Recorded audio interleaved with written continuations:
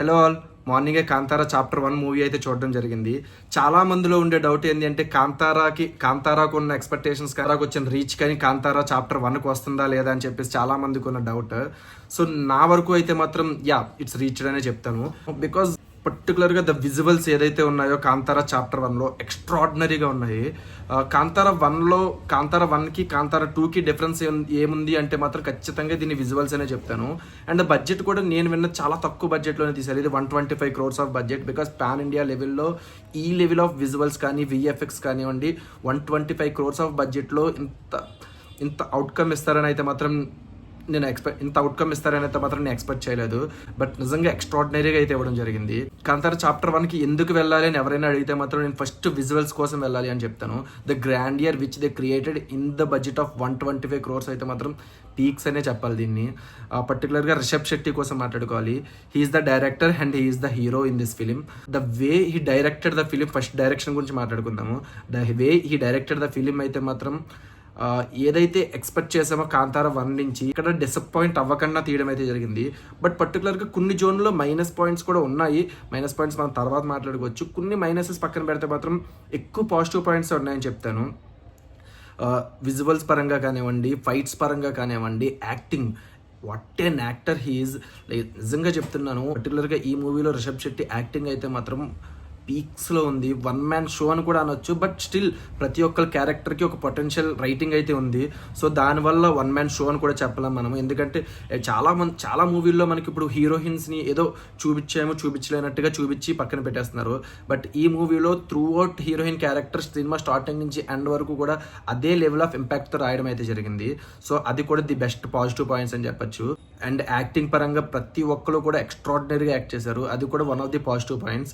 So visuals పరంగా కానివ్వండి, grandeurness పరంగా కానివ్వండి, యాక్టింగ్ పరంగా కానివ్వండి, రైటింగ్ పరంగా కానివ్వండి ఎక్స్ట్రాడినరీగా ఉంది.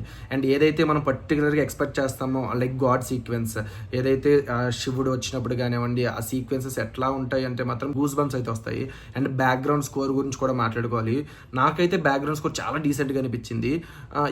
కొన్ని అయితే కాంతారా 1 లైక్ వరాహ రూపం అనే సాంగ్ కాంతారా 1ది సేమ్ ఇక్కడైతే పెట్టారు. But still the background score కూడా చాలా బాగుంది. ఇంకొంచెం బాగా కొట్టచ్చు అని అయితే అనిపించింది బ్యాక్గ్రౌండ్ స్కోర్. ఆ విజువల్కి ఇంకా కొంచెం బ్యాక్గ్రౌండ్ స్కోర్ ఇంకొంచెం ఇంపాక్ట్ కలిగించుంటే ఇంకా ఎక్స్ట్రాడినరీగా ఉంటుందేమో అని అనిపించింది. And coming to the minus points, పెద్దగా చెప్పాల్సిన మైనస్ పాయింట్స్ అంటే ఏం లేదు. ఒకటి స్టోరీ కొంచెం ప్రిడిక్టబుల్. రిషబ్ శెట్టి కొంచెం సస్పెన్స్ కోసం ట్రై చేశాడు, కొంచెం సస్పెన్స్ ఇద్దామని. బట్ నాకేమనిపించింది అంటే సినిమా చూసినంతసేపు నేనైతే మాత్రం ప్రిడిక్ట్ చేయగలిగాను ఆ స్టోరీని. సో అదొకటి కొంచెం మైనస్ అనుకోవచ్చు. అండ్ ఇంకొంచెం మైనస్ ఏమన్నా ఉంది అంటే విలన్ రోల్ కొంచెం నాకు ఎందుకో ఆ విలన్ రోల్ కొంచెం కమీడియన్ టైప్లో అనిపించాడు.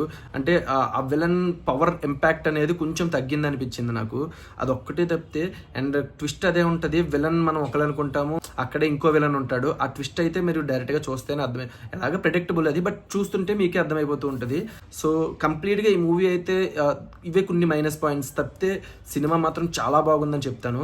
కాంతారా 1 ఏదైతే ఎక్స్పెక్టేషన్లు పెంచిందో జనాలందరికీ, సో ఆ లెవెల్లో ఉందా అంటే రిషబ్ శెట్టి ఎక్కడ డిసప్పాయింట్ చేయకన్నా వితిన్ 125 crores ఆఫ్ బడ్జెట్లో ది బెస్ట్ అవుట్పుట్ అయితే ఇచ్చాడని నేను చెప్తాను.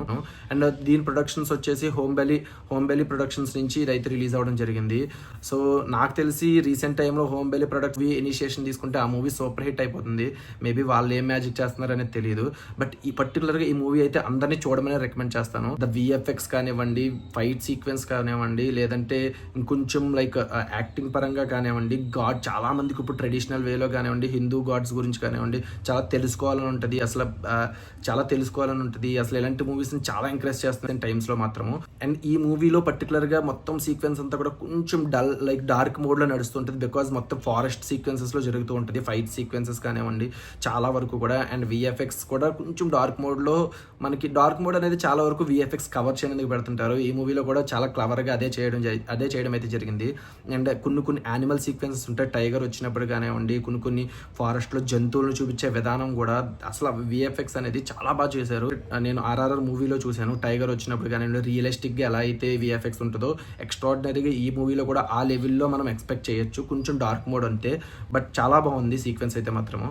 సో ఈ మూవీ అయితే నేను ప్యూర్లీ రికమెండ్ చేస్తాను. వెళ్ళి హాల్లో చూడమనే చెప్తాను. అంటిల్ అన్లెస్ మనం ఓటీటీ వరకు వెయిట్ చేయాల్సిన అవసరం లేని మూవీ. డైరెక్ట్గా హాల్లో చూస్తేనే దీని యొక్క ఎక్స్పీరియన్స్ అనేది మనకు బాగుంటుంది. ఎందుకంటే విజువల్స్ అన్నీ కూడా బిగ్ స్క్రీన్ మీద చూస్తేనే మనకు చాలా బాగుంటుంది.